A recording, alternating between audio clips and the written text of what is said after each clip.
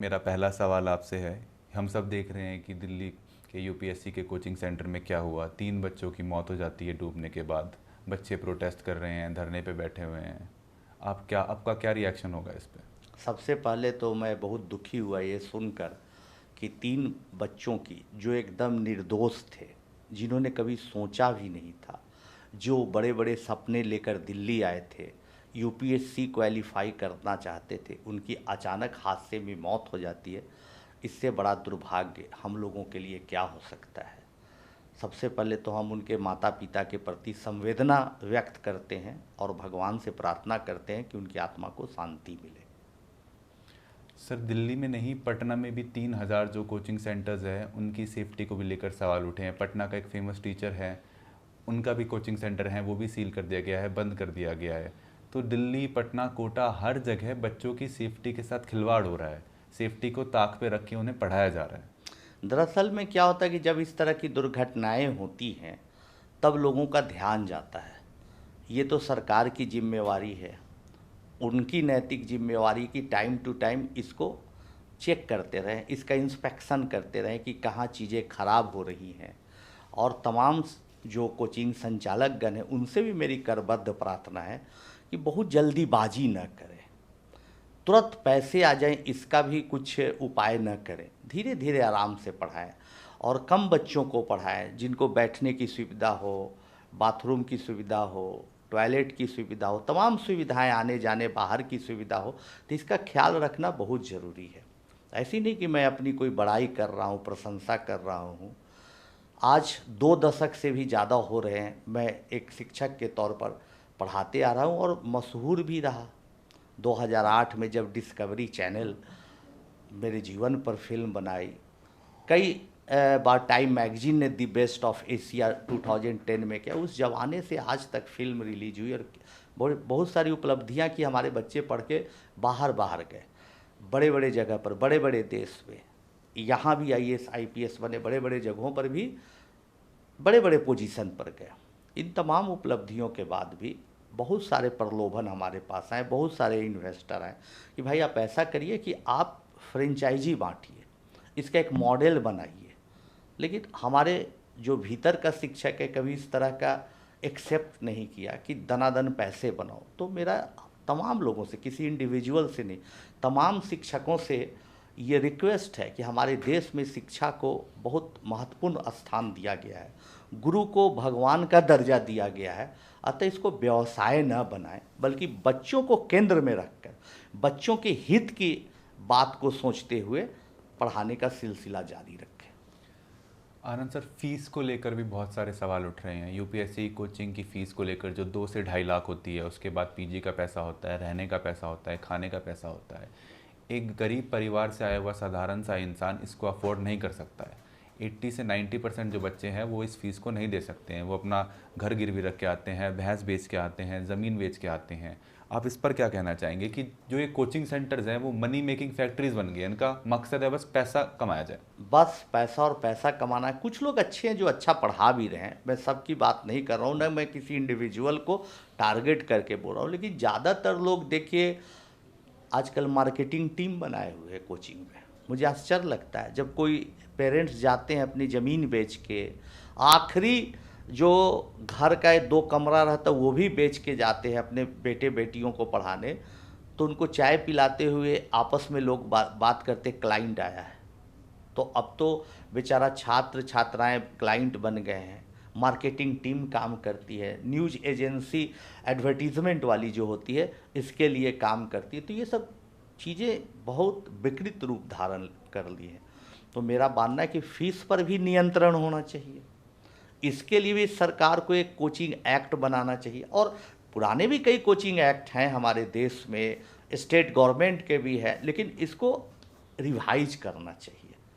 ऐसी जो दुर्घटना घटी है, हमारा मानना है कि त्वरित कार्रवाई करके, जल्दी से जल्दी कार्रवाई करके कठोर से कठोर सज़ा देनी चाहिए ताकि इसकी पुनरावृत्ति न हो।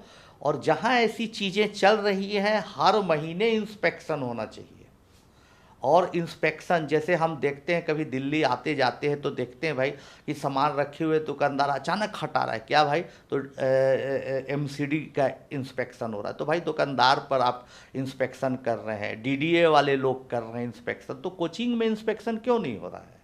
वहाँ भी महीने पर 15 दिन पर कभी भी औचक इंस्पेक्शन होते रहना चाहिए।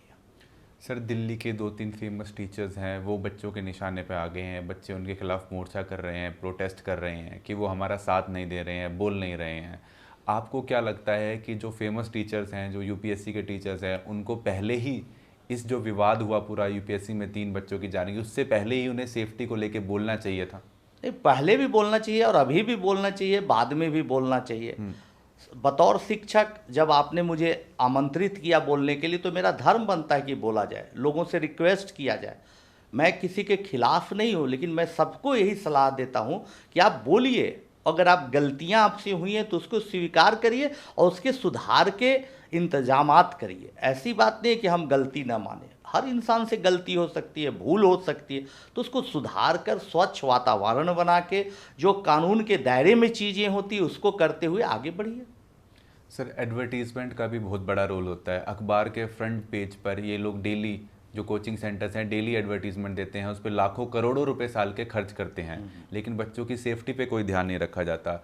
जो रियल सक्सेस रेट रहती है उसको छुपाया जाता है, टॉप रैंकर्स को खरीदा जाता है, उनकी फ़ोटोज़ को छापा जाता है, और जो गरीब तबके के बच्चे आते हैं उन्हें बरगलाया जाता है कि हमारे यहाँ पे इतना सक्सेस रेशो है और हमारे आप यहाँ पे आइए और पढ़िए। ये तो आप छोटी सी बात बोल रहे हैं, तो बहुत पुराना है धंधा कि भाई सक्सेसफुल स्टूडेंट का कैंडिडेट्स जो हैं उनके फ़ोटो को पब्लिश करके बच्चों को लाना, उनको लुभावने सपने दिखाना। ये बात तो आप लोगों की भी जानकारी में, लेकिन कुछ बातें ऐसी दर्दनाक हैं कि पूछिए मत। बच्चा तो चला गया वहाँ पर, अब जो टीचर जिसके नाम से गया वो पढ़ा नहीं रहे हैं। मान लो वो पढ़ा भी रहे हैं या कोई टीचर पढ़ा भी रहे हैं, बहुत नामी नामी टीचर भी पढ़ा रहे हैं, बच्चे को बात समझ में नहीं आ रही है, उनमें कोई प्रोग्रेस नहीं है, बच्चा पैसा दे चुका है, टीचर समझते हैं हमारी जिम्मेवारी और जवाबदेही खत्म हो गई है। ये गलत बात है। हम तो चाहते हैं कि हर जहाँ कोचिंग है उस इलाके में गवर्नमेंट का, केंद्र सरकार का भी, स्टेट गवर्नमेंट का भी, राज्य सरकार का भी एक केंद्र होना चाहिए, सेंटर होना चाहिए। जो दिक्कतें हैं बच्चे जाके वहाँ बताएं। जो पीजी में रहते हैं, छोटे से कमरे में कोई परेशानी रहने में है, कोई मकान मालिक परेशान कर रहा है, उसके लिए एक स्पेशल सेल होना चाहिए ताकि बच्चों को कोई दिक्कत ना हो।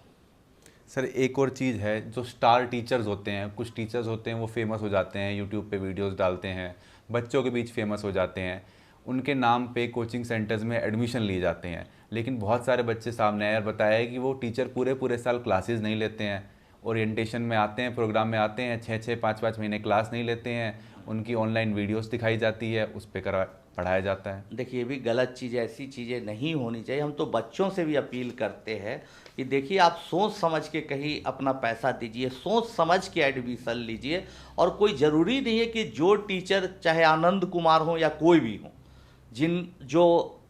जिनका नाम हो गया है, जिनको लोग जान रहे, वही अच्छा पढ़ाए। अच्छे शिक्षक तो कहाँ छिपे मिलेंगे पता नहीं, तो आप नाम पर नहीं जाइए, कौन कितना किसका रिजल्ट इस पर भी नहीं जाइए, किसका कंटेंट ताकतवर है, किस टीचर को समझाने की कलाकारी है, किससे आप कनेक्ट कर पाते हैं। ऐसे छोटी छोटी जगहों पर भी बहुत अच्छे अच्छे पढ़े और विद्वान टीचर है, तो उनको सेलेक्ट करिए। कोई ज़रूरी नहीं है कि नामी जहाँ बनिया है वैसी दुकान पर आप भाग रहे हैं, हर दुकान पर भी अच्छी चीज़ मिल सकती है, इसको खोजिए, अपने विवेक का इस्तेमाल करिए, हवा के झोंके में मत चलिए कि जहाँ भीड़ जा रही है ना वहाँ पर भीड़ में धक्के खाते हुए पहुँच रहे, नहीं, अपना विवेक रखिए। आप कंटेंट है, कोई भी अच्छा पढ़ा सकते हैं टीचर, जो अच्छा पढ़ा सकते हैं उनको तलाशिए, खोजिए, दिमाग लगाइए, और हम तो कहेंगे कि सेल्फ स्टडी पर सबसे ज़्यादा यकीन रखिए। अगर आपको एक बार सेल्फ स्टडी करना आ गया, चीज़ों को समझ के सीखना आ गया, तो फिर आपको कोई सक्सेस तक जाने में नहीं रोक सकता है। सर, आप सेल्फ स्टडी की बात कर रहे थे, क्यों बंगाल का, क्यों उत्तर प्रदेश का लड़का या लड़की दिल्ली आके पढ़ने की ज़रूरत है? क्या वो अपने शहर में, अपने घर में ऑनलाइन इतना कंटेंट उपलब्ध है, क्या उन सब चीज़ों को देख के वो नहीं पढ़ सकता? पढ़ सकता है, काहे नहीं पढ़ रहा है। आज हम एक बहुत अच्छी बात बोल रहे हैं आपके चैनल के माध्यम से, हमारा अनुमान है, हो सके गलत हो जाए, लेकिन हमारा अनुमान है, जो भी मेरा थोड़ा बहुत अनुभव रहा है शिक्षण के दरमियान, आने वाले टाइम में 10 साल बाद, 15 साल बाद जो ये कोचिंग है ना, वो लगभग समाप्त हो जाएगा, 90% समाप्त हो जाएगा। ये मेरा अनुभव है और मेरा दावा भी है। पता नहीं हम इस दावे में कितने सच साबित हों, क्योंकि ऑनलाइन में जितने अभी प्रयोग हुए वो सिर्फ 1% हुआ है। अभी 99% अच्छे कंटेंट के साथ ऑनलाइन क्लासेस को तैयार करना बाकी है। कोई टीचर या टीचर्स की टीम डेडिकेशन के साथ अच्छा ऑनलाइन क्लासेस बनाती है तो छात्र ऐसे बंध जाएंगे, उसमें मशगूल हो जाएंगे कि फिर उनको ऑफलाइन से ज़्यादा फ़ायदा होगा और घर बैठे होगा। और आने वाले टाइम में फ्री में भी ऑनलाइन क्लास अच्छे अच्छे लोग करेंगे। हम तो गवर्नमेंट से ये अपील करते हैं आपके चैनल के माध्यम से कि देश में इतने अच्छे विद्वान टीचर हैं, कितनी अच्छी किताब लिखी गई है कई सालों के प्रयास के बाद एनसीईआरटी के, तो क्यों ना आप एक टीम बनाकर यूपीएससी के लिए भी कोचिंग ऑनलाइन करिए। इस तरह से हर लोगों के लिए फ्री रखिए। एनसीईआरटी की किताब का मैं आज तारीफ़ कर रहा हूँ, किसी गवर्नमेंट की तारीफ़ नहीं कर रहा हूँ कि पूर्व की गवर्नमेंट या अभी की गवर्नमेंट, लेकिन जो टीम काम की है मैं खुद पढ़ता हूँ, चाहे 11th की किताब हो 8th की हो, तो अच्छा लगता है, चीज़ें बहुत अच्छी लगती है, कंटेंट अच्छा है। तो गवर्नमेंट को अभी एक प्रयास करके शिक्षा विभाग को चाहिए कि एक ऑनलाइन बड़ा पोर्टल तैयार करे, डेडिकेटेड टीम को जोड़े टीचर्स को और बनाए एक अच्छा। सर 3 बच्चों की मौत हुई है, 3 बच्चों ने अपनी जान गंवाई है, यंग बच्चे थे, यूपीएससी एस्पिरेंट्स थे, सोचा भी नहीं हुआ कि उनकी जान चली जाएगी। किसी की तो जिम्मेदारी बनती होगी, कोई तो जवाबदेही तय होगी। आप किसको जिम्मेदार मानते हैं कि ये इसकी वजह से इन 3 बच्चों की जान गई है और ये नहीं होना चाहिए? देखिए भाई, ये बोलना तो बड़ा मुश्किल है, कोई हम न्यायालय तो है नहीं कि डिसीजन दे दे कि कौन जिम्मेवार है, लेकिन हम तो चाहते हैं कि हर को जिम्मेवारी लेनी चाहिए। अगर आपसे गलतियां हुई हैं तो गलतियों को कबूल करिए कि इंसान से गलती हो सकती है, उसकी पुनरावृत्ति न हो, उसका रिपीटेशन न हो, ये महत्वपूर्ण बात है। कोचिंग संचालक से भी गलती हुई है, एमसीडी को भी देखते रहना चाहिए। तो बहुत सारे विभाग हैं जिनको निरीक्षण करना चाहिए। तो सब मिल के जिम्मेवारी कौन लेता है, इससे भी ज़्यादा महत्वपूर्ण है कि जो छात्रों की मांग है उसको तुरंत फुलफिल करना चाहिए, कठोर से कठोर सज़ा मिलनी चाहिए। जो भी इन्वेस्टिगेशन के बाद जो रिस्पॉन्सिबल इसमें आते हैं उनको कठोर से, और जो मुआवजा मांग रहे हैं, कल हमारी कुछ चर्चा हो रही थी ऑनलाइन कुछ छात्रों से, तो 1-1 करोड़ रुपया मांग रहे हैं मुआवजा। हम तो कहते हैं कि कोचिंग संचालक को ज़्यादा रुपया देना चाहिए, उनके पास पैसों की कमी नहीं है और पैसे से किसी की मौत को हम नहीं तौल सकते। एक बच्चा मूल्यवान है, अपने परिवार के बारे में सोचिए कि कोई सदस्य अचानक निर्दोष और अचानक गुजर जाए बिना किसी बीमारी के, बिना किसी वजह के, उसको पैसे से भरपाई नहीं करते, तो मुआवजा बहुत छोटी सी चीज़ है। सरकार को भी आगे आके, चाहे स्टेट गवर्नमेंट को भी, केंद्र सरकार को भी, कोचिंग संचालक को और ऐसे कोचिंग संचालक जो आसपास से सब मिल के जितना ज़्यादा से ज़्यादा है उनके मुआवजा देना चाहिए, उनके भाई बहन को पढ़ने की सुविधा देनी चाहिए, आपस में ऐसे सुधार करने चाहिए ताकि ऐसी घटना की पुनरावृत्ति कभी ना हो। दिल्ली, कोटा, पटना, सर हज़ारों कोचिंग सेंटर्स हैं, लाखों बच्चे पढ़ते हैं, हज़ारों पीजी हैं, सेफ्टी नॉर्म्स की धज्जियां उड़ाई जाती हैं, लेकिन वो सब क्यों कोचिंग सेंटर्स में जा रहे हैं? क्या हमारी एजुकेशन सिस्टम है, शिक्षा प्रणाली है, ये उसका फेलियर मानते हैं कि बच्चों को स्कूल से इतनी अच्छी शिक्षा नहीं मिलती है कि उन्हें कोचिंग सेंटर में जाके पढ़ना पड़ रहा है? देखिए, ये बहुत बड़ा लंबा विषय, फिर भी समझने का प्रयास करिए। जो हमारे कोर्सेज हैं, या तो बच्चा जब ग्रेजुएशन करता है तब, या आईआईटी की तैयारी करता है +2 में तब, या नीट की तैयारी, तो जो क्वेश्चन पेपर हैं, ठीक है, और ये कॉम्पिटिटिव एग्जामिनेशन के जो हमारे बोर्ड के क्वेश्चन पेपर, उसमें बहुत बड़ी खाई है, गैप है, और इस गैप को भरने के लिए ही कोचिंग का व्यवसाय रीजन बनता है, कारण बनता है। तो मेरा मानना है कि इस पर पुनर्विचार करना चाहिए। अभी हमारी बातचीत हो रही थी 4 महीने पहले गवर्नमेंट ऑफ इंडिया के कुछ बड़े ब्यूरोक्रेट से, तो वो लोग प्रयास कर रहे हैं कि कैसे आईआईटी का, नीट का क्वेश्चन का लेवल को इस तरह से रखा जाए, और हमने रिक्वेस्ट भी किया ताकि गरीब गांव का बच्चा सेल्फ स्टडी करके भी वहां तक पहुंच सके। तो हम लोग क्वेश्चन के लेवल की भी चर्चा करें और स्कूल की पढ़ाई, खासकर गवर्नमेंट की स्कूल की पढ़ाई और दुरुस्त होनी चाहिए। टीचर्स को ट्रेनिंग मिलते जाना चाहिए, जो अच्छा काम करे उनको इंक्रीमेंट देना चाहिए, बच्चों से फीडबैक लेके उनको प्रोत्साहित किया जाए, ऐसा प्रावधान होना चाहिए। तो स्कूल की पढ़ाई भी अच्छी हो, टीचर्स ट्रेनिंग भी हो और क्वेश्चन का लेवल को मैच किया जाए जो हमारा रेगुलर कोर्स है उसके क्वेश्चन से। सर, हज़ारों बच्चों प्रोटेस्ट कर रहे हैं, धरने पे बैठे हैं, आपका उनको क्या मैसेज है? हम मैसेज देते हैं बच्चों को कि हमारी सहानुभूति आपके साथ है, मैं बहुत दुखी हूँ, मैं आपके साथ हूँ। आप अपने दोस्तों के लिए जो कर रहे हैं बहुत अच्छा कर रहे हैं, लेकिन शांति से काम करें और अपनी पढ़ाई पर भी ध्यान दें और कहीं गलत जगह कभी भविष्य में ऐसा देखे तो उसका विरोध उसी समय करें। घटना घट जाने के बाद कभी विरोध करने से फ़ायदा नहीं। और बच्चों के तरफ से हम सरकार से रिक्वेस्ट कर रहे हैं, कोचिंग संचालकों से रिक्वेस्ट कर रहे हैं कि जल्दी से जल्दी उनको मुआवजा मिले और जो भी गलतियां हुई हैं वैसी गलती की पुनरावृत्ति ना हो, ताकि बच्चे आराम से पढ़ाई लिखाई कर सकें। सर, जब हम टॉप रैंकर्स देखते हैं, आईआईटी हो गया या आईआईएम हो गया या फिर यूपीएससी हो गया, उनमें से बहुत कम ऐसे बच्चे हैं जो सेल्फ स्टडी से पढ़ के आते हैं। एक कल्चर बन गया है कोचिंग सेंटर का, पेरेंट्स भी पुश करते हैं, फैमिलीज़ भी पुश करते हैं अपने बच्चे को कि कोचिंग सेंटर में जाओ। कोई बच्चा सेल्फ स्टडी करना भी चाहता है, लेकिन आसपास ऐसा माहौल बना दिया गया है, कोचिंग में नहीं जाओगे तो तुम्हारा सिलेक्शन होगा ही नहीं। ऐसी बात नहीं है, लेकिन कोचिंग में प्रैक्टिस लोग करते हैं, जो सैंपल पेपर है, मॉक टेस्ट है, इस सब के अभ्यास से बच्चे आगे बढ़ते हैं। लेकिन हमने देखा है अपने सुपर 30 में कई साल देखा है कि अगर केमिस्ट्री के टीचर बीमार पड़ गए कुछ दिन तो बच्चे आपस में डिस्कशन करके भी अच्छा कर लेते हैं, आपस में क्वेश्चन सेट करके टेस्ट लेते हैं। तो ऐसी कोई ज़रूरी नहीं है कि आप हाई फाई टीचर के पास चाहिए, नामी दुकान से ही अपने सामान को खरीदिए। चीज़ कहाँ अच्छी मिलती है, स्वयं से मिल सकती है, तो उसको प्रयास करिए।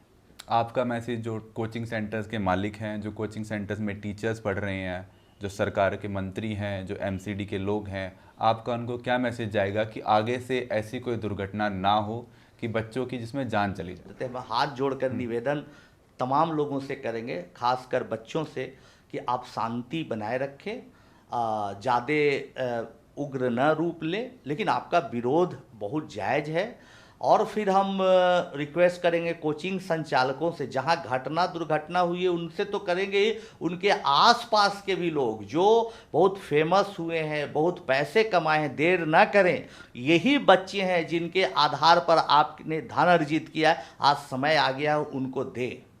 और आज समय आ गया जो पैसे आप कमाए हैं उसको अपने इंफ्रास्ट्रक्चर पर लगाएं, उसे बड़ा करें, और ताकि कोई ऐसी दुर्घटना न घटे। एमसीडी को, सरकार को मैं ये रिक्वेस्ट करूंगा कि आपस में कोई बयानबाजी किए बगैर, एक दूसरा पर आरोप प्रत्यारोप लगाए बगैर, बच्चों के हित में क्या कर सकते हैं आप लोग, क्या सुधार कर सकते हैं ताकि ऐसे हादसे फिर न हो, इसका प्रयास करिए। और आपके चैनल से हम लास्ट में ये बोलना चाहेंगे कि जो घटना हुई उसके लिए हम बहुत दुखी हैं।